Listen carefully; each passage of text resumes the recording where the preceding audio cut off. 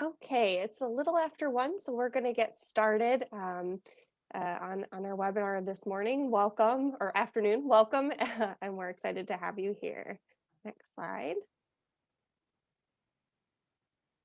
So my name is Mallory Bauer, and I have the privilege of serving as the Education and Communications Manager for the Michigan Historic Preservation Network.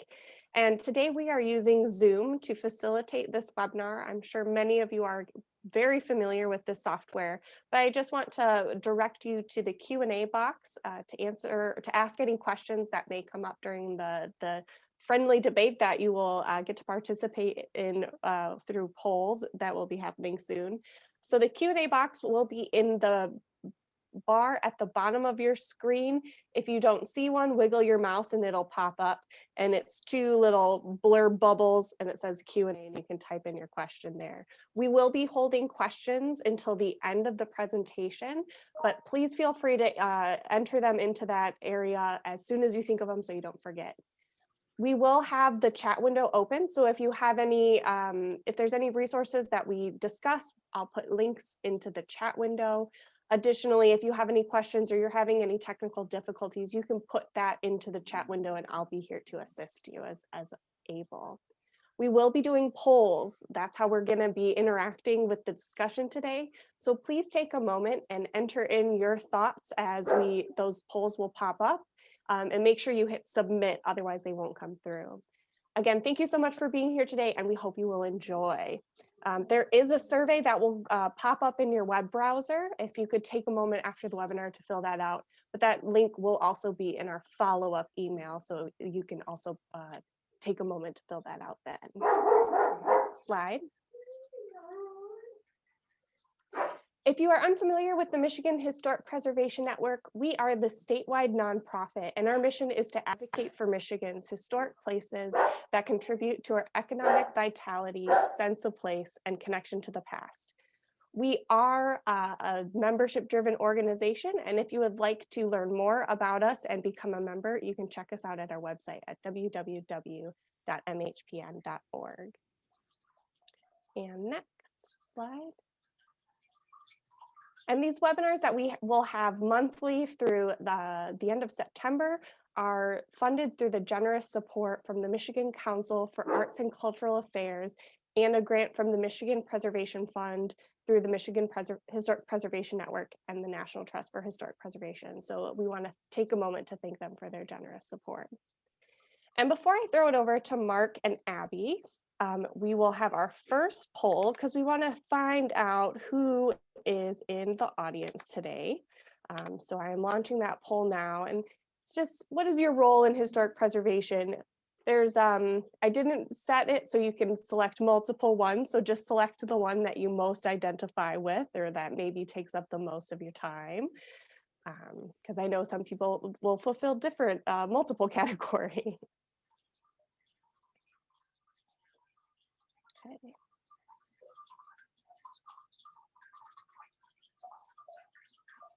I'll leave that up for just a few more seconds. I know it's a long list to read through. All right, excellent. Thank you all. So I'm going to share the results so everybody can see who is here. So predominantly we have a lot of historic district commissioners or staff. We have an architect, we have SHPO, local historical societies, elected officials, interested citizens, so that's great. All right, so without further ado, I'm going to turn it over to Mark and Abby and take it away. All right, thanks so much, Mallory. We really appreciate it. My name is Mark Robin. I'm the Executive Director of the Michigan Historic Preservation Network. And as many of you know, we do a lot of historic district commission trainings across the state. So we work a lot with historic district commissions. We also go in and help the commissions if there's an issue they're working with, just in the community, that type of thing. It doesn't have to be a presentation or such. So we do a lot of work through our field representative program with that. To tell you a little bit more about how I work with historic district commissions, before coming to Michigan, I was the Deputy State Historic Preservation Officer for Colorado, And for a while in that position, I actually oversaw and ran the Certified Local Government Program, working with our preservation commissions throughout the state. I am also the treasurer of the National Alliance for Preservation Commissions, which is the group that works with preservation commissions across the country and helps them with their issues and does a lot of training with that. So that's me, and now I'll turn it over to Abby to introduce herself. Hey, I'm Abby Chrisman. I'm a city planner in landmark preservation with the city and county of Denver. I previously, before I joined the staff of the city, was a commissioner on the Denver Landmark Preservation Commission. So I have experience working with the standards both on the staff side and the commissioner side. And I also served with Mark on the board of directors of the National Alliance of Preservation Commissions, sorry. And I also work as a trainer for NAPC, working across the US, doing trainings for various preservation commissions. So if you like what Abby does, you can have her come to your community through the NAPC, right, Abby? Well, I want to start off just mentioning the fact, especially with so many of you guys being associated with historic district commissions, that one of the things that's important about the standards is that in Public Act 169 of 1970, which governs our historic district commissions here in Michigan, one of the things that it says is that when we're reviewing alterations to a building, that you follow the Secretary of Interior standards and you use those as your basis for moving through that process. There's also a couple other things that you can consider, like the architectural value and the significance of the resource, its relationship of its features to other features in the neighborhood, and the compatibility, design, arrangement, and textures, and the materials, and those kind of things. But basically, your decisions are being made based on the Secretary of Interior standards. And understanding how you should interpret those standards for your community is something that's very important when you think through the Secretary of Interior standards. Abby? Okay, well, let's get started. So before we jump into our case studies that we're gonna discuss and debate today, just going to do a little refresher on the Secretary of the Interior standards. So these provide framework and guidance for maintaining, repairing, and replacing historic building materials, as well as designing additions or making alterations. So there are 4 standards. There's the preservation standard, rehabilitation, restoration, and reconstruction. But it's the standards for rehabilitation that we're referring to generally when we just say the standards. This is the one that's used the most often. It's the most flexible. It's the one that provides regulatory guidance for the historic tax credit program. So it's the one people are used to working with tax credits. It's the one that most states have also adopted. It's going to be in the basis for any of their grant or state review programs. And it's the standards that provide the basis for most local design guidelines. So when we say rehabilitation, what do we mean? So it's making possible a compatible use for a property through repair, alterations, and additions, while preserving those portions or features which convey its historical, cultural, or architectural value. So basically allowing for the evolution of a building, continued use or new use of a building, while being able to keep key features but update for modern and contemporary uses. So brief refresher, this is shortened versions of the Secretary of Interior standards here. So 1, choose a use that requires minimal building changes. So a use that's compatible with the historic structure. Retain the historic character and avoid removing historic features. 3, don't create a false sense of history. 4, consider historic changes as potentially having gained significance. 5, preserve distinctive features, finishes, and construction techniques. 6, whenever possible, repair historic elements rather than replacing. If you have to replace, that replacement should match the original as closely as possible. 7, avoid destructive treatments. 8, protect archaeological resources. 9, design additions to be clearly differentiated from the original building and compatible with its massing, size, scale, and architectural features. And 10, design additions to be reversible. And one thing I want to point out to you that in the preface to the standards, the National Park Service does state that the standards will take into consideration economic and technical feasibility. So while we often think of these standards as this 10 commandments of preservation that absolutely must be followed, the Park Service does, in their guidance, state that we're also looking at, reasonable affordability and feasibility as well. And the standards are open to interpretation. People can interpret those same set of standards in a lot of different ways, and you certainly see this in the work of different commissions across the country. And some of the differences in interpretation come down to how you answer these questions. What do you think is key to historic character? What changes do you think are historically significant? What creates a false sense of history? How closely must a replacement feature match? What is a close, interpretation? What's your interpretation of close? What's compatible? What's differentiated? What's subordinate? What's feasible? And how much is too much? What's the cumulative impact of change to the point that the historic character is lost? So we're going to jump into some case studies now with some debate to discuss, whether or not we think these case studies meet the standards. One disclaimer I feel like I need to make up front is just that these do not necessarily represent our own personal opinions. We're going to, in our discussion, kind of representing the range of, opinions and debate that these, projects inspire. Okay, so first up, we have an addition. So the proposal here is to take this electric company station constructed in 1888 and convert it from its current use as a parking garage into a mixed use with apartments. So with commercial uses on the first floor, and then add additional floors for residential use. So you can see the proposal here. So adding a new structure within the walls of the existing building and adding several more levels to the building. Plan is to have around 85 residential units.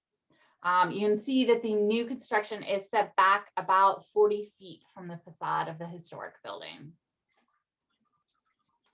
So as part of this plan, pretty much going to gut all the existing buildings. So removing all the original trusses and cutting some new openings in the exterior wall, as well as reopening some windows and doors that had been previously closed.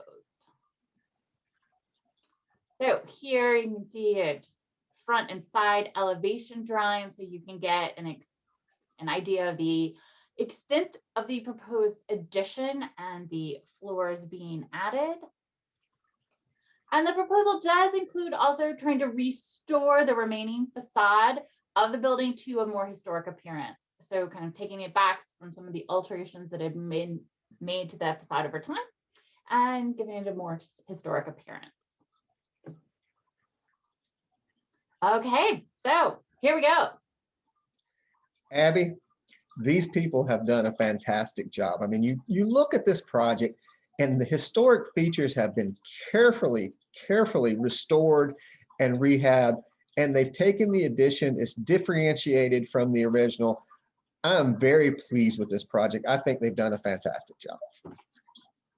I think you're crazy. It looks like somebody just picked up a modern glass building and dropped it on top of the historic building. There's no relationship between the design of these two buildings at all. One just, completely disconnected. Abby, I don't see how you see it that way at all. I think they've done perfectly what the standards call it to do.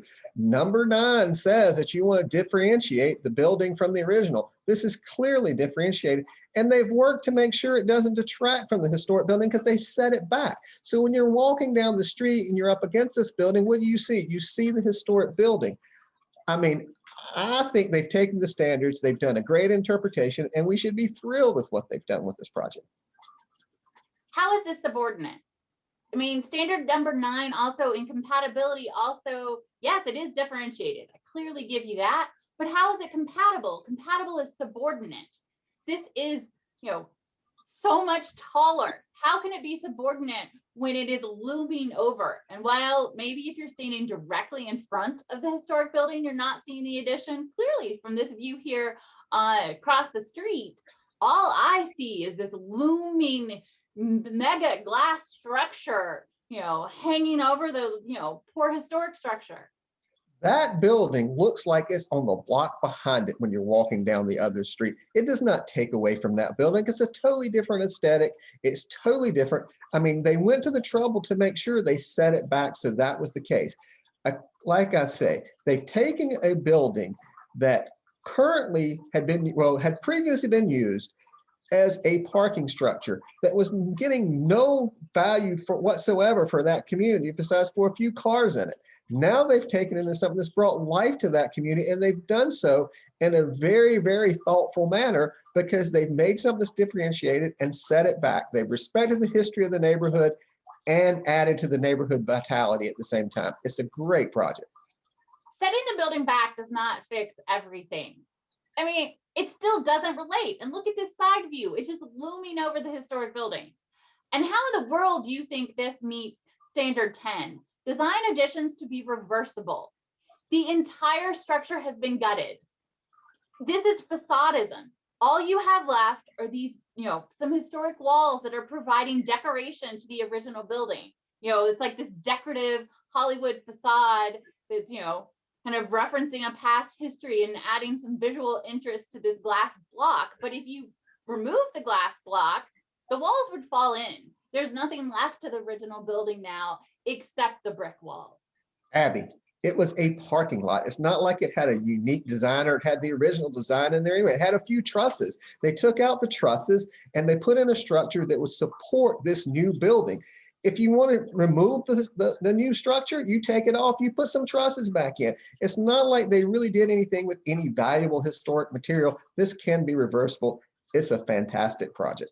I mean, I get that sometimes preservationists feel that they have to make compromises, and maybe this was the compromise that had to be made to save this building, but don't kid yourself that this meets the standards. This in no way meets the standards. I want to see what everybody else thinks. Let's take a poll.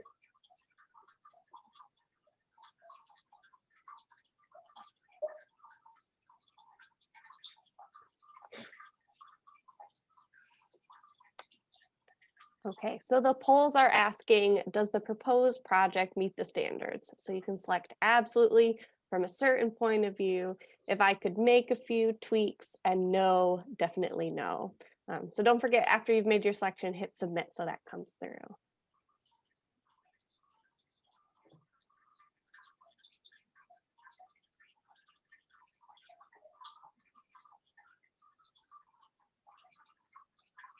Have some people thinking about it for a second. We'll give everybody 10 more seconds to get their votes in, and then we'll close the poll.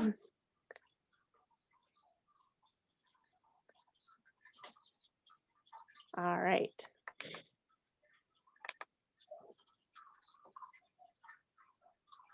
Hey, it looks like it's pretty even distribution of opinions here. That's quite a spread. Wow. All right, so let's tell them what they really did. Yeah, so this project is in San Francisco, California. It is within a historic district and did have to go through commission review, and it was approved.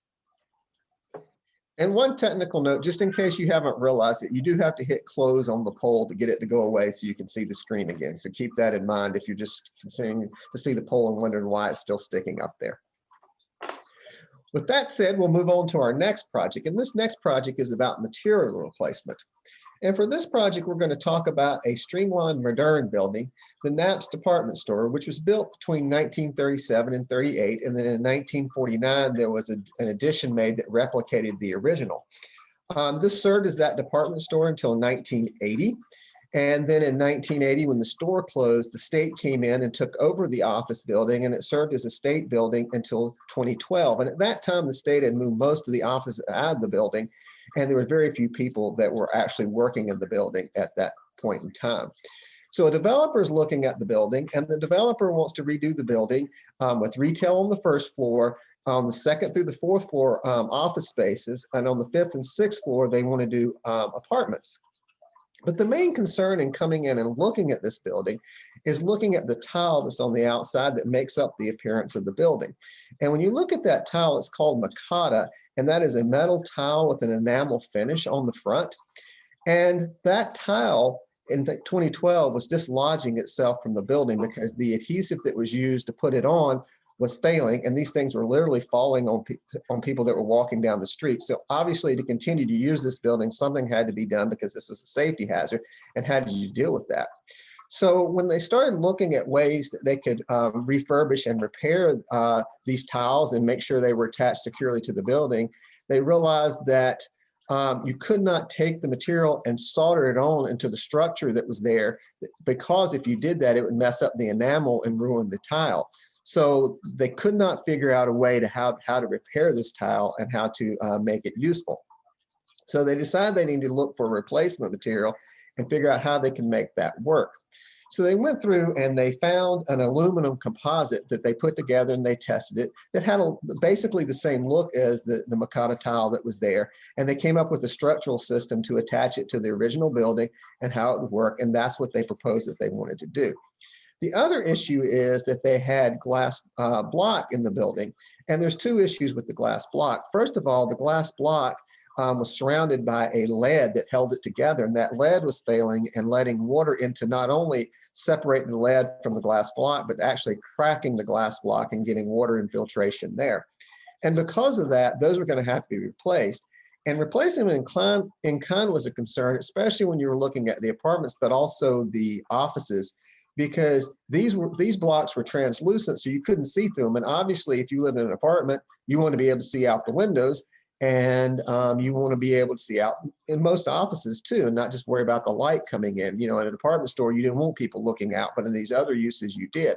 So they proposed putting new glass block in there, and they, instead of putting lead back in there, which they couldn't do to surround it, putting in a material and then painting it to look like the lead so that it looked the same from the outside. And they found a way to do that, except that it was a clear block instead of the translucent block that they had in the past. So what they're doing is bringing that before the commission, saying that we want to go in and we want to replace all the tile with this new material, and we want to replace the block that's there with this new clear block. I think this is spectacular. I mean, they've taken failing materials and replaced them and restored the original design intent.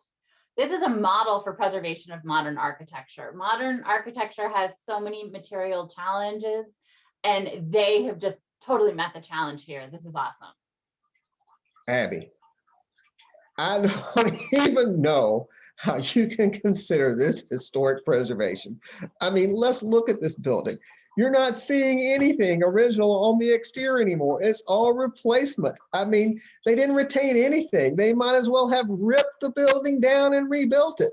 This is absolutely ridiculous. There's no preservation here at all. This is a total reconstruction. They maintained the intent. They maintained the original design. What were they supposed to do? All the materials were failing. And it's the issue with a lot of modern architecture. There's a lot of, machine-made, experimental, design components that you can't repair. You can't repair things like these panels in the same way that you could patch and repair wood or brick and stone. These materials just don't react the same way. And are we just going to, give our modern buildings over to the graveyard because it's impossible to restore the materials, so we should just give up on them? No, this is the clear solution. Recreate the materials, recreate the design intent with, using our, contemporary knowledge of materials to create materials that can last, that won't fail the same way that the previous materials did. So what happened to preserve the finishes and the construction techniques and the craftsmanship? Because we didn't preserve anything with this. We just threw filed out the window like it didn't even matter. Let's not even do that.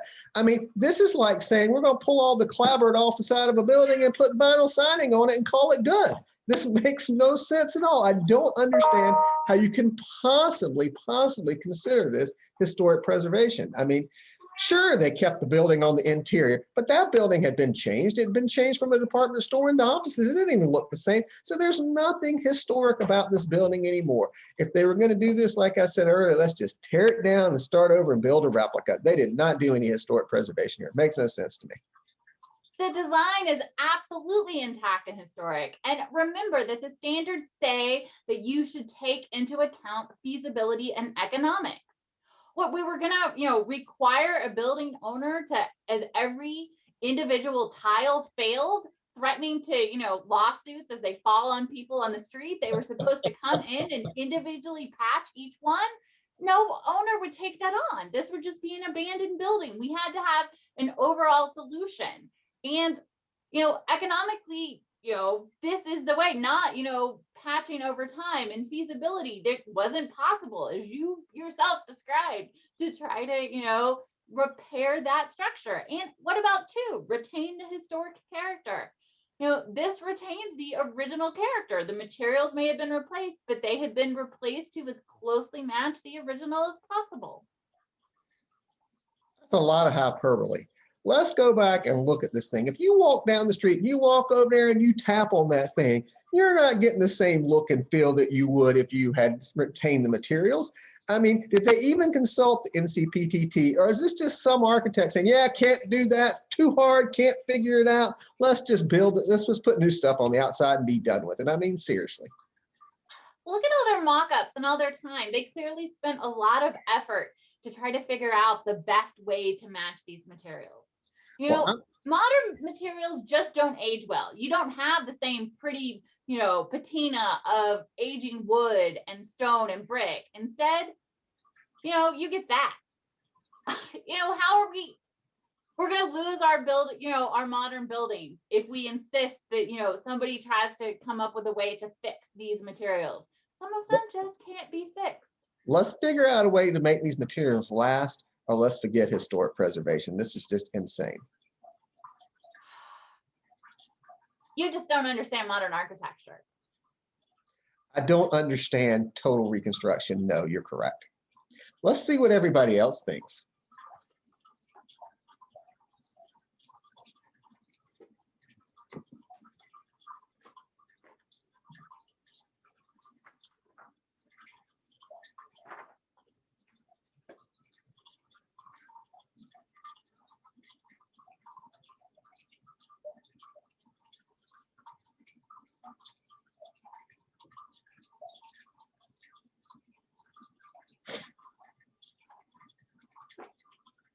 All right, so we're going to end this poll. I think everybody has voted, which is awesome.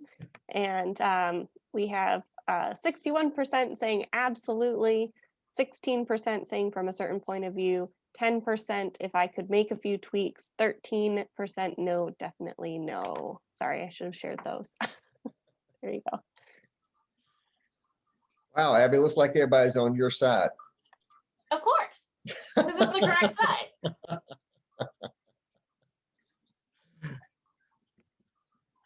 All right, well, this project is a project in Lansing, Michigan, and for many of you who may be familiar with it, it was approved and it was redone. The interesting thing about this is not only was it something that the Historic District Commission was looking at Lansing, but this was also a historic preservation tax credit project, so it was approved both by the State Historic Preservation Office and by the National Park Service. So they agreed with Abby as well. And you can go downtown and see this building operating both as some retail space and apartments and offices today.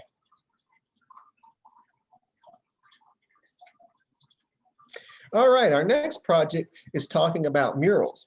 And we want to take a look at this building that was built in 1877, and it served as all sorts of different businesses over time. For a while, and probably for the longest time, it was actually a theater, which you can see there on the left of your screen. This is in the Courthouse Square Historic District, and so it's right across from the historic courthouse. And in 1975, it had some unfortunate plaster work that was done to it. You can see that on both the front and the side there. And today it is Andy's Bar, and it's a popular bar in this downtown courthouse area. Now, the group that was operating the bar wanted to put a mural on this building, and they went in front of the Historic Preservation Commission and proposed a mural. You can see what they proposed here and what they were hoping to get done. So we're going to talk a little bit about the murals and whether this is an appropriate treatment for this particular building. I think this is awesome. This is so much fun, bright, vibrant. I think the mural really, brings the district to life. And it wasn't like, the building had much character to begin with. The building had been so mucked with over time that I think in this case, the mural can only improve it. Abby, I have the feeling that you just don't like historic buildings. I mean, a minute ago, you were like ripping off all the siding on this one building, and now you're just painting this one over. I mean, look at the character of this building. I mean, does it even relate to the historic district anymore? I mean, you're walking out of a historic courthouse and you see this building. What in the world is historic about that? I mean, this is jarring. It takes away from the historic character of the whole district. You can think about this building and the problems it had to start off with, but you have to think about the entire district. This ruins this district. It totally ruins this district. It doesn't ruin the district. What do you have against art? It livens up the district. It creates a lively public space. I mean, why do you want to be the preservation police? Preservation has such negative, connotations that we have to keep everything frozen in time and everything has to be appropriate. And why not have some, elements that we can be more flexible on? Why do we want to regulate art as well as, regulate buildings? Let people have fun, be expressive, and, it can be painted over in the future. Nothing says that this has to be permanent. They can get rid of it.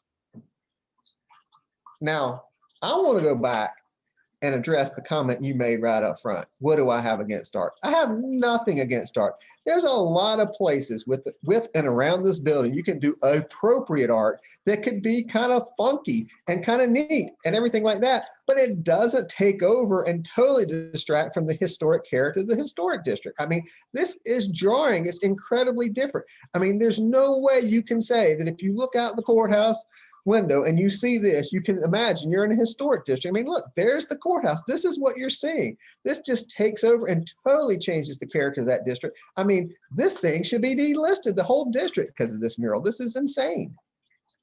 It's totally reversible. And I don't think, districts don't have to be frozen in time. We can preserve buildings while still allowing districts to evolve and have contemporary expression. And we can work with the artist community and the cultural community. We don't have to, insist on keeping these frozen historic districts.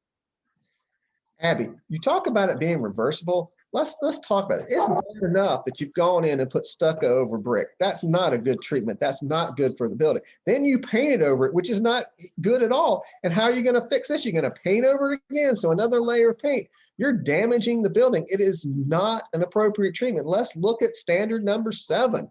We're just putting damaging treatment over the building. I have no argument that the building has had a problem because it has the stucco. But geez, that doesn't mean it had a problem. Let's make it worse. And that's what we've done here. We've just taken something and made it totally worse. I don't think we made it worse. It was already bad. I mean, really, we have to review projects on a case-by-case basis. And in this case, all the key historic features of this building, it still had its original window opening. Sorry about the dog.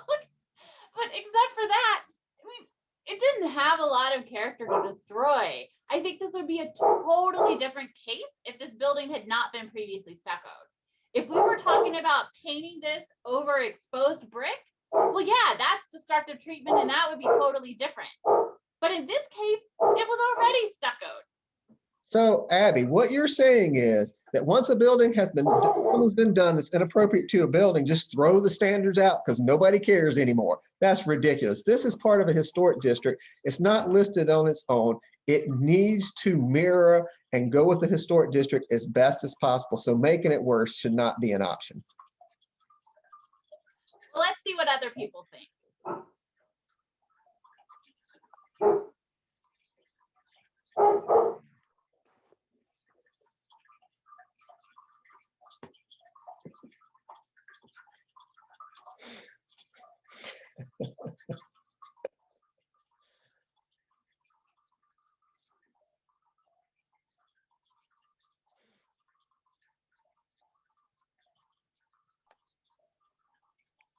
All right, we have a few stragglers, so we'll give everybody about 10 more seconds to decide where you're thinking you might land, or if you want to sit this one out, that's also fine. All right, so we have 29% absolutely, 10% from a certain point of view, 16% if I could make a few tweaks, and 45% saying no, definitely no. All right, and as you can see from this one, this is in Denton, Texas, and it's a very interesting one because what had been proposed was to put the mural on the side of the building, which the commission actually approved and said that was appropriate because it wasn't right there on the courthouse square. It was kind of around the corner, even though you could see it. Well, when they actually did the work, not only did they do the side, but they did the front. So the commission went back to them and said that they were in violation because they put the paint on the front. And so they told them they were going to have to repaint the front so it didn't have this mural on it. However, they appealed to the city council, which you're allowed to do in Texas, and the city council reversed this decision. And so the building was painted and still stands like it is, and it's in the courthouse square today. Okay, so now on to a proposal for tiny homes. So this is St. Andrew's Episcopal Church, constructed circa 1907, and it is located in a historic district. And the church is proposing to want to build a collection of 8 temporary homes and 2 support buildings, a pavilion and a bathhouse to house women that are experiencing homelessness. So the zoning code in this city does allow the construction of tiny homes that can be in place for up to 360 days. So they have to be temporary structures. So here's the current parking lot. So this is where they're proposing to place the collection of tiny homes. And here is the design proposal. So they're proposing traditional design using some traditional wood materials, scalloped siding, gable roofs. So definitely trying to reference some traditional building elements in their design. I think this is really impressive. I mean, these are temporary structures, but they're designed so thoughtfully. I mean, it's taking just a parking lot and making a collection of really thoughtfully designed small buildings that can help address the homeless problem. What could you possibly dislike about this? Abby, first of all, you dislike most things. And then you come around and with this one, you're saying that you like it. And yet I don't see how this is any different than what we saw in San Francisco when you plop the thing down on top of the building. This totally does not have the character of the historic district going at all. I mean, you've got a neighborhood that's mostly Queen Anne houses, and you throw in this little spattering of things next to the church. I don't see how you can even say this is an appropriate infill project. It just doesn't make sense. It doesn't fit the neighborhood. There's nothing that has small buildings like this anywhere in the neighborhood except for this. It just makes no sense to me. I mean, it just looks like a collection of small sheds, but they're thoughtfully designed, use actual wood. How is this? And I mean, this is what's there currently. How is this, less compatible? They're about the same size as some of the giant SUVs and pickup trucks. So how is it, less compatible to have a series of small, thoughtfully designed buildings where you once had a parking lot? To me, that seems like an improvement in the character of the historic district. And it definitely meets standard 10. I mean, they're temporary, completely reversible. Abby, you look at these things. They look like they're a bunch of mausoleums placed out there beside the church. In fact, mausoleums would make sense because it's a church. Then it would somehow be compatible. I don't even know how you think this works. First of all, I think it's great that the church is out there trying to do something for the homeless, and I'm not negating what they're trying to do. What I'm saying, however, is can you not go in there and build a structure that emulates the houses in the neighborhoods to some degree? So basically make it look like several big houses that you can put apartments in. Why can you not do this? And let's talk about temporary. We all know that once this thing gets built, if it works like the church wants it to work, it is not temporary. It's not going anywhere. It's not going like, oh yeah, we were able to help the homeless for a little while. Now we're just going to wipe it out and put them back on the street. No, if it's successful, these are going to be there forever. So if we're going to deal with these, let's do it right. The zoning here only allows them to be there for 360 days. So they are going to be temporary. That's all they're permitted for. And the design, the intention is to pick these up and move them around to different locations around the city. And the cost to do this is substantially less. So you're going to say they can't have housing unless they construct full permanent buildings, with much greater architectural services, cost to maintain, cost to, so here's a solution that the church can provide that they can afford. And you're going to tell them, no, the only way to have, housing for the homeless is to build something that's substantially more expensive and would be permanent and have to be permanent in the district versus this, great temporary solution. Abby, we can talk about zoning and whatever. When there's a public outroar because you're putting homeless people on the streets, that zoning is going to get overturned. We all know that that's not going to stay if there's an outcry from the public, which there will be. You can't put homeless people back on the street like that. So yeah, maybe they're temporary, maybe that's wonderful, but if they spend a little bit more time, work with the community a little better, they could have something that's substantial that they could really be proud of to put there. They would actually fit the neighborhood, and the neighborhood could be proud of as well.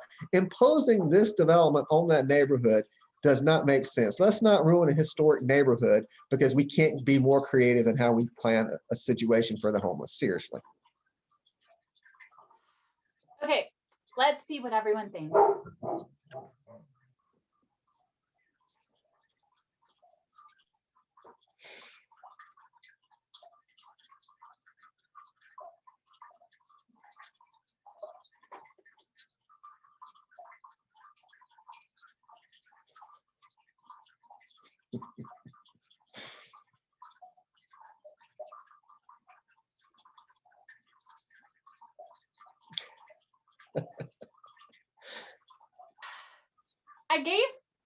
The dog has never barked this much before. Sorry, everyone, new dog. And I gave her like some of the chill treats beforehand that was supposed to calm her down. I think they have had the exact opposite effect.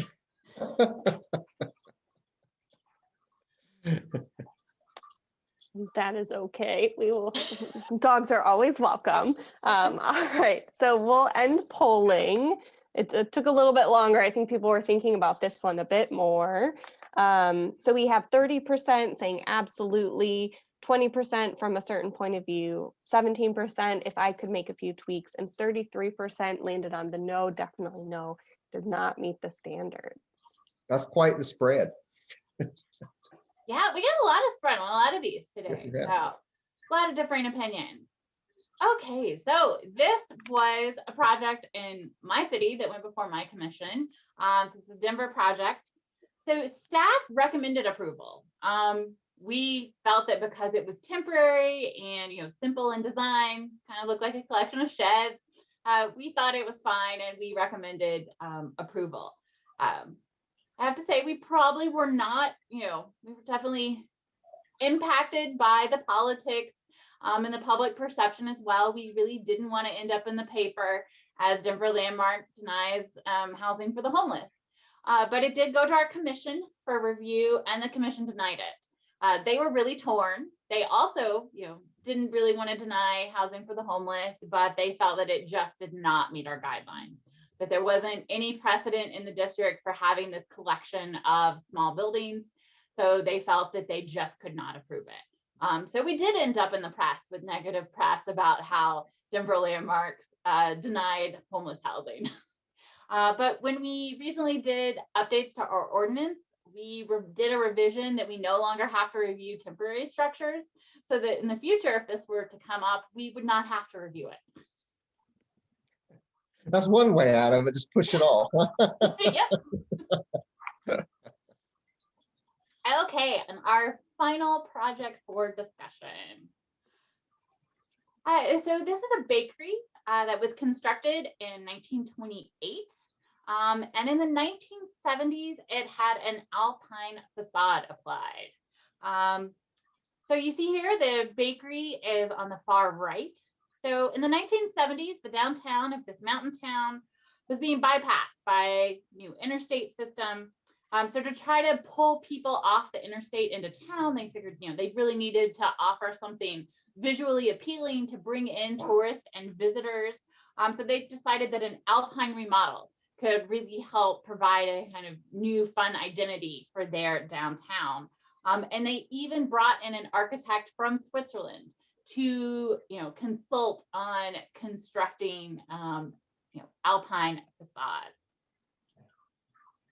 However, over time, many of the alpine facades were removed. And at the time that the applicant, who is the owner who just purchased the bakery, came in wanting to make changes to the facade, this was the only one of the alpine facades that was left intact. So you can see here the adjacent buildings had all had their alpine facades removed.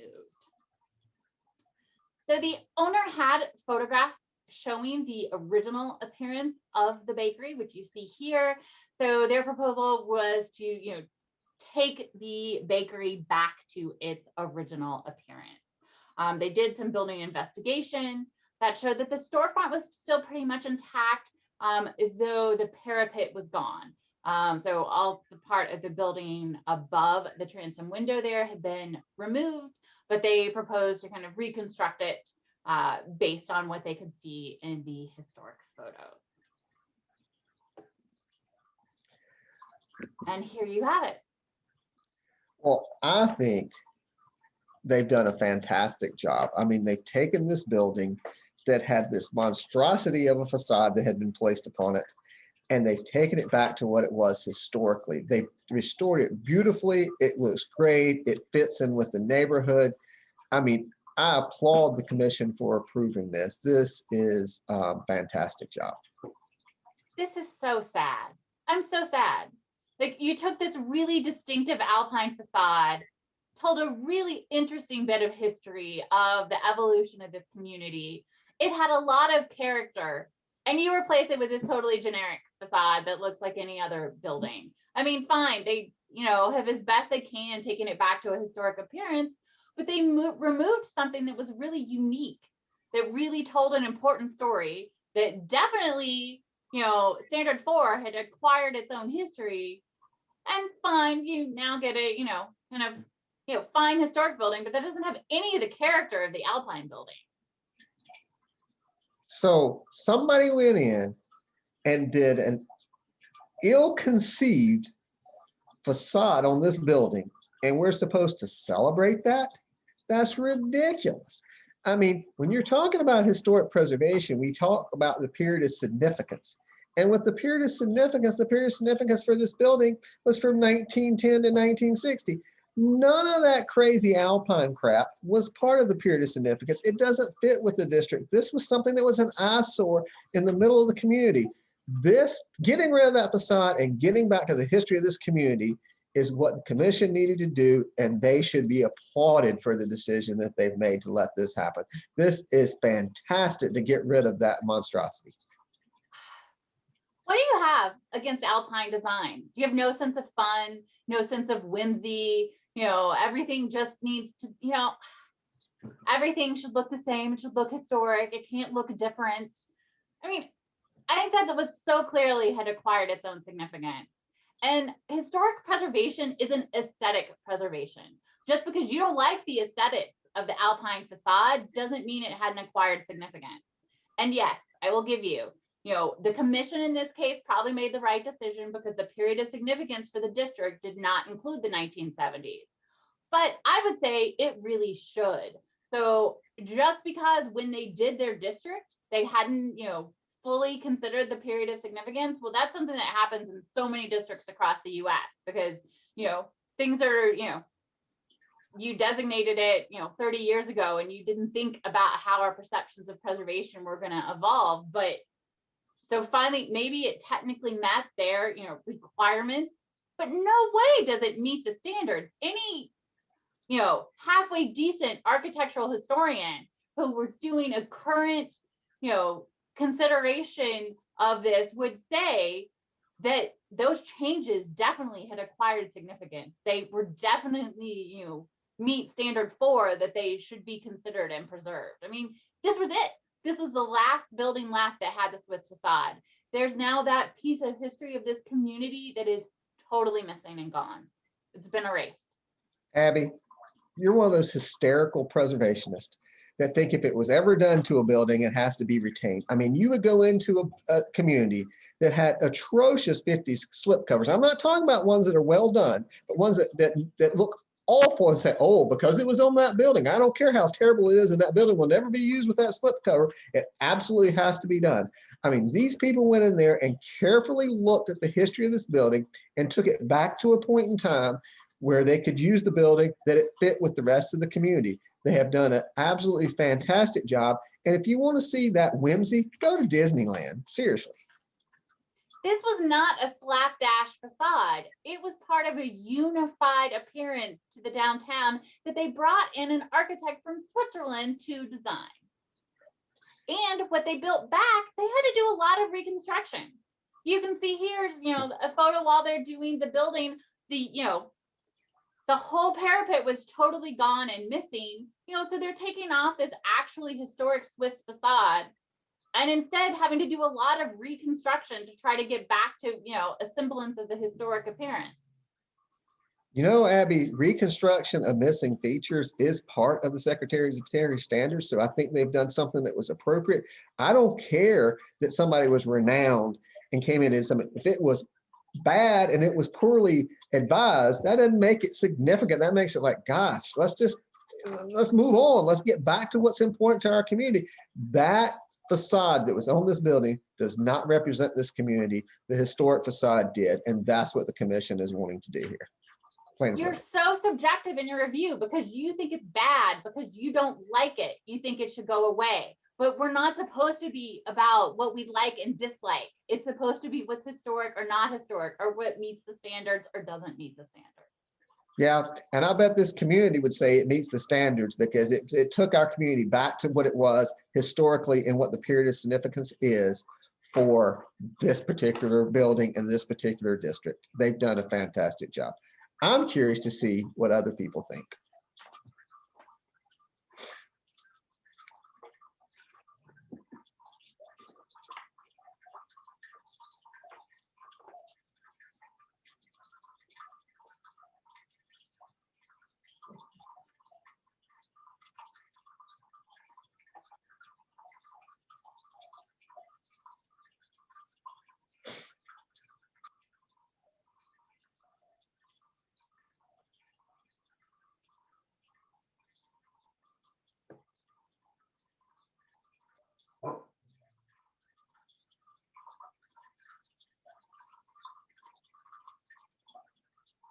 We'll give everybody 10 more seconds. There's a couple people who are kind of sitting, maybe unsure of how they feel about this proposal, and if it meets their standards or doesn't.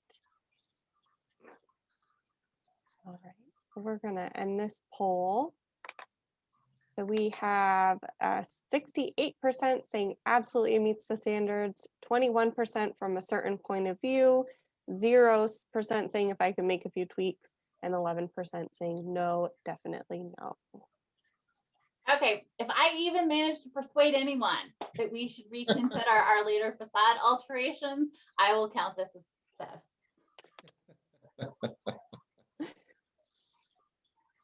So this bakery is in North Bend, Washington.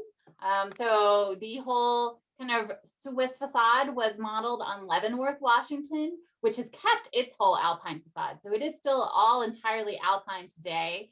And it does include, even Alpine grocery stores and Alpine, gas stations, and does also include a lot of spots that you can take Alpine photography, Alpine German themed, Swiss themed photography as well. So that was our last case study. So here's our contact information if you need it, but we have a little bit of time left and would be happy to answer some questions. I'm gonna have to take off in 5 minutes for another presentation and meeting.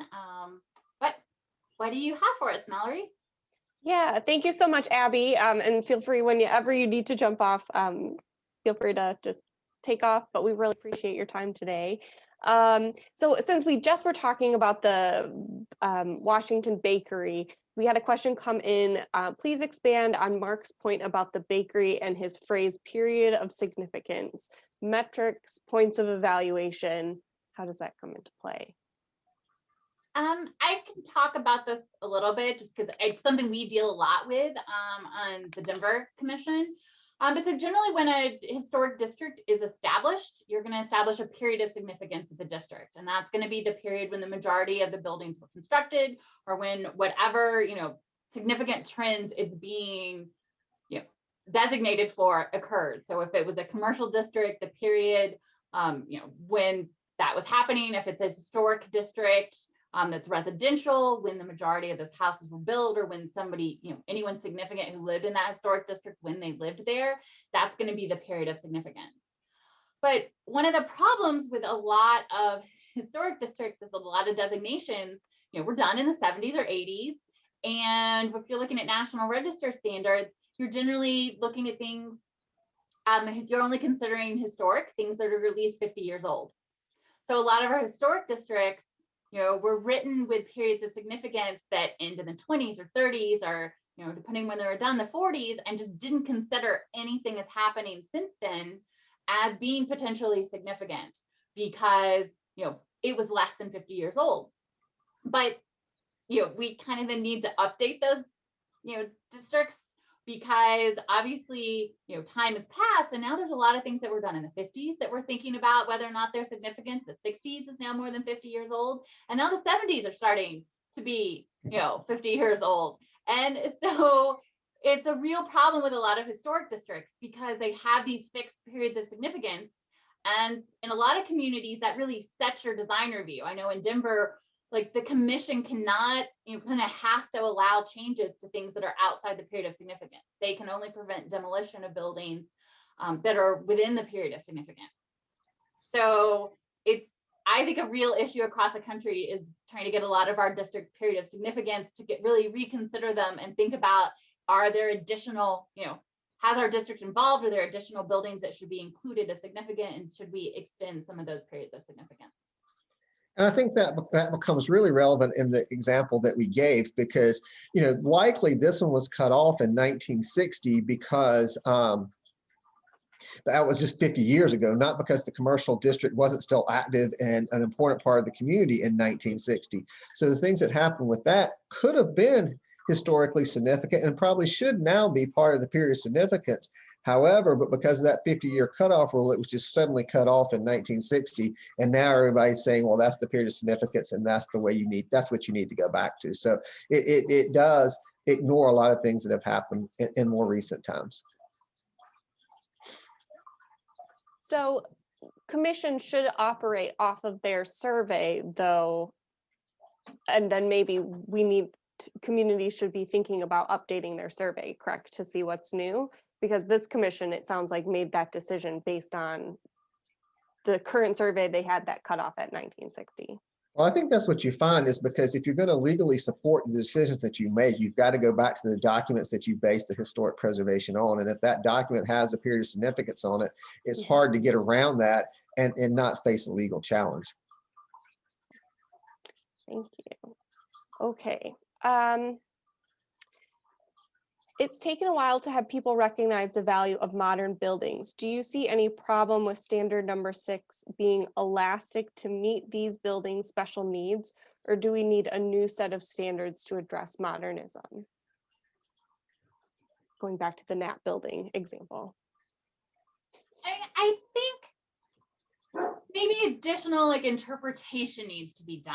I mean, I definitely think the standards need to kind of be expanded to really address modern building materials. I don't know that that necessarily means that we actually have to, get rid of these standards or really rework them. Maybe a few language tweaks would be good, but I think you could also do it through just, additional guidance from the Park Service about how to specifically, adapt the standards to dealing with modern materials and challenges. And Abby, I think you have to go because it's 2 o'clock, right? Yep. I'll Okay. do one more question and then I'll go. So kind of building off the Bavarian Alpine-esque streetscape, we have some of these Alpine-esque streetscapes in Michigan. So is it time to survey, contextualize, and nominate to the National Register those particular areas? I would definitely say yes. Since you were staying for the question, I thought I'd let you answer first, but I think that's true. I think there's a lot of value in talking about that period and why people did that. I think, I have to tell you, I was arguing for the building because I don't think what they did in Washington was wrong, but I do think Abby had some good points about the significance of the architecture that was done later and what they had tried to do to maintain the district and re-energize it. So I think there is some issue in trying to get those out there so people recognize those as historic as well. Thank you so much. Thank you, Abby. We appreciate it. Thanks, Abby. Sure. Bye-bye. So we'll stick around. Mark has graciously agreed to stick around to answer a few more questions. So of the available resolutions for the NAPS building, did the HDC rely on the economic hardship approach versus a finding of consistency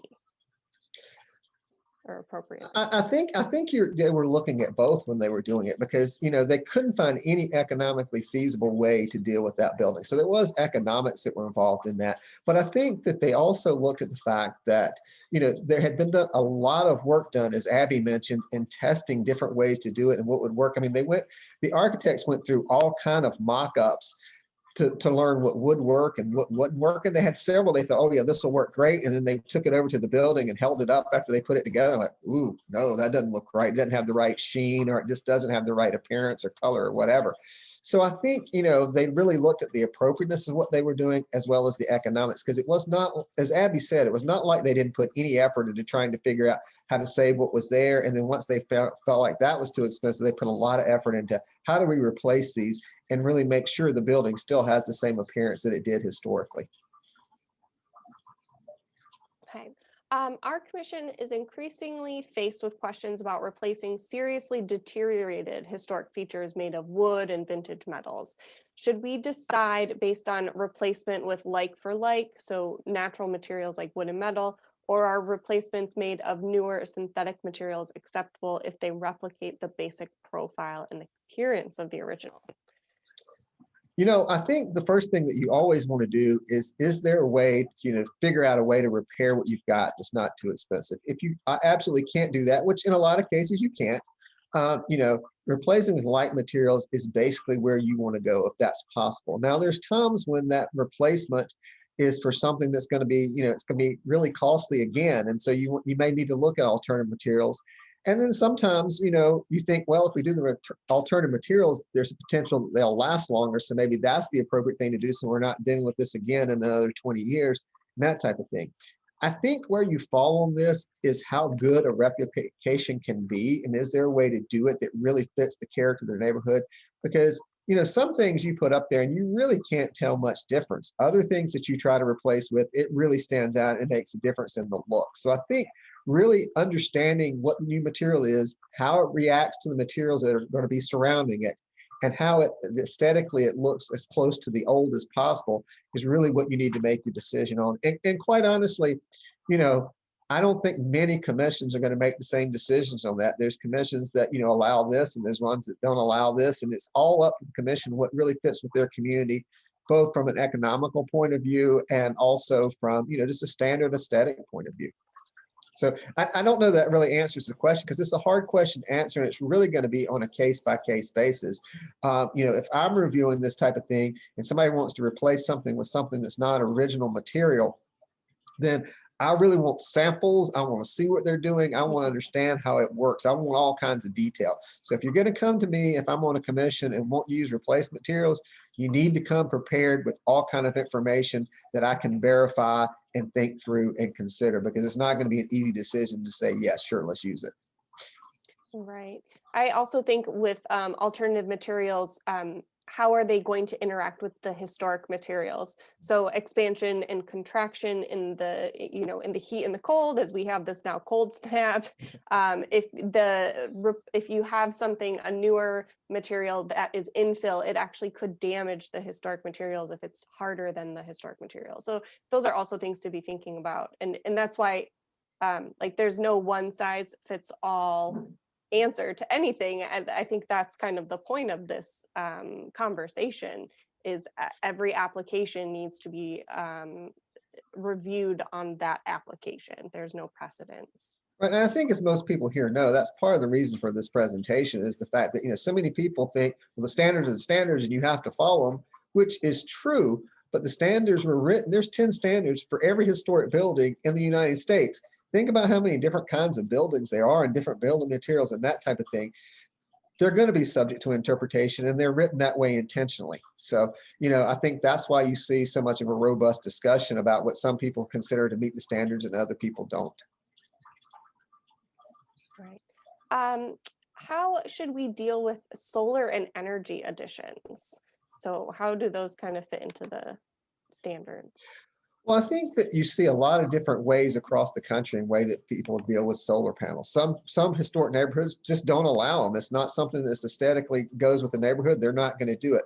You have others that will allow solar panels as long as they're done on a secondary facade. So if you're putting them on the back, or if the house is in the middle of the neighborhood, the side where you really can't see it from the street, they're okay. And some people say, let's try to make the solar panels fit in, and you can put them pretty much anywhere as long as they sort of blend into what you're doing and they're not stark. So, how the coloring and the placement and that kind of thing matters. But so I don't know that there's one size fits all. I don't know that I can totally answer that question. I think you have to think through, what really meets the goals of your community, and how it fits in with your energy goals, how it fits in with your aesthetic goals, how it fits in with your preservation goals. It's just a thing that each community has to think through. It's really one of those things that currently I can't say there's one size fits all in any way, shape, or form. All right.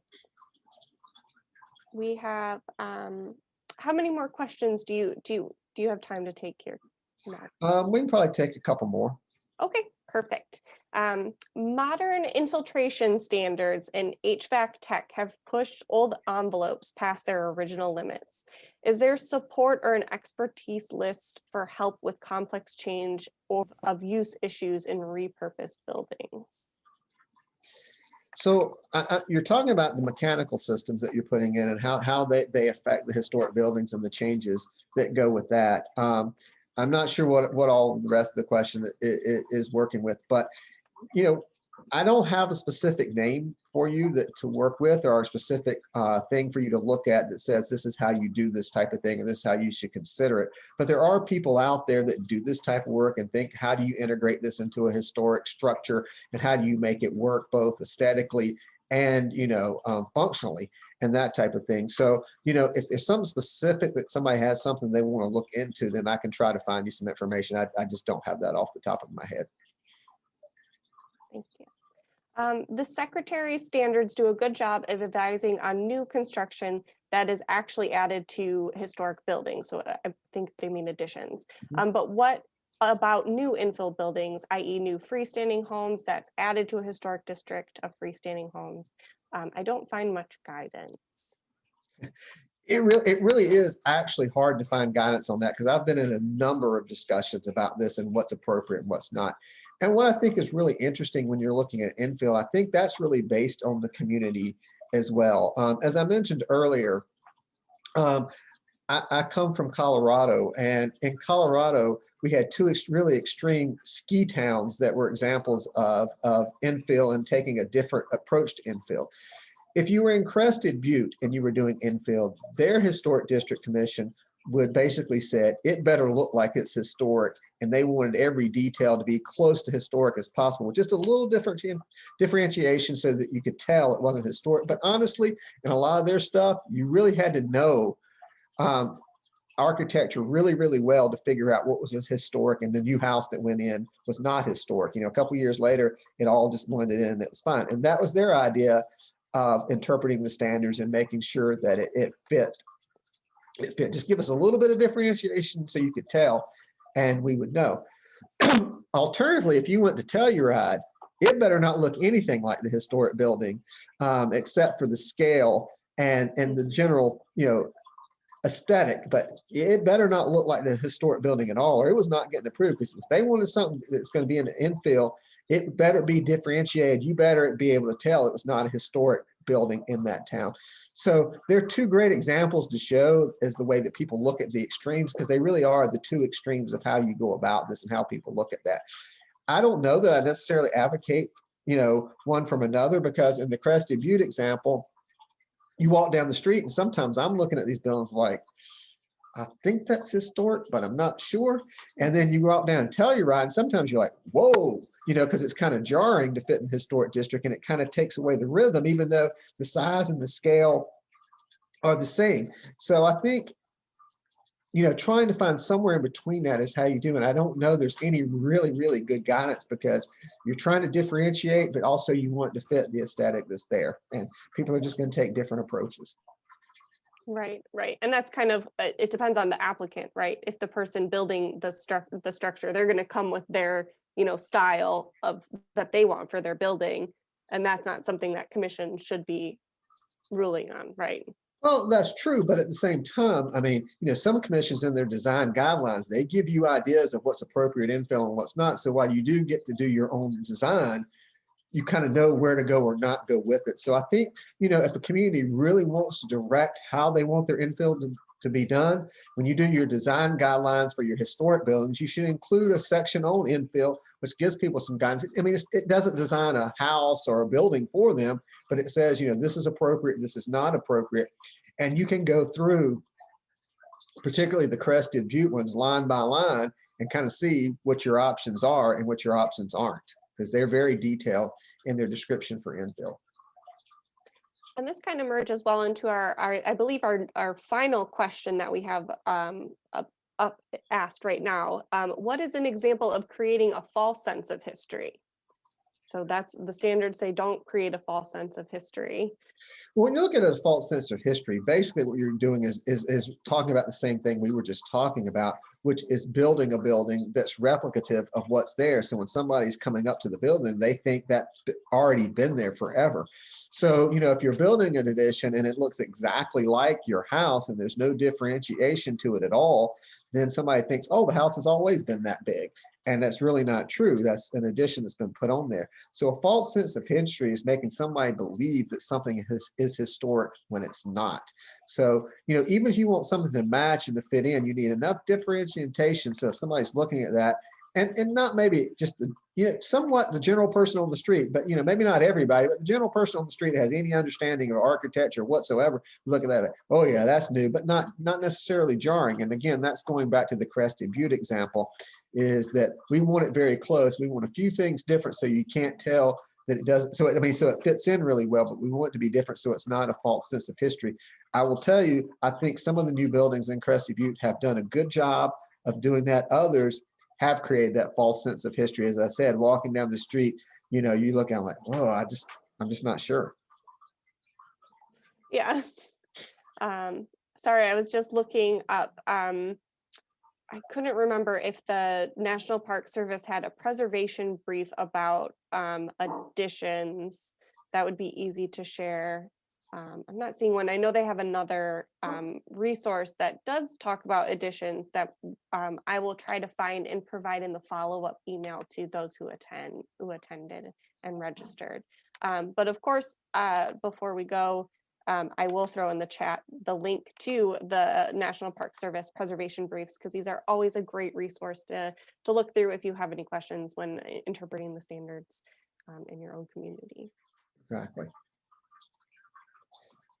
One of the things that as we talk about the NAPS building that came up with the modern materials is, I'm not sure how much testing the National Center for Preservation Technology and Training has done with modern materials, but I think in looking at examples like NAPS, that's a great role for them to fill, because as Abby said, a lot of those materials were, materials that they were just kind of testing out. They didn't know how they were going to work, and some of them work great and some of them are failing.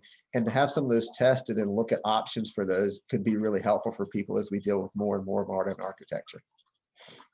All right. Well, thank you everybody for being here. Really enjoyed talking with you. I hope this was somewhat useful for you. And as Mallory said first, we hope you continue to participate in Michigan Historic Preservation Network activities. Thanks for being here.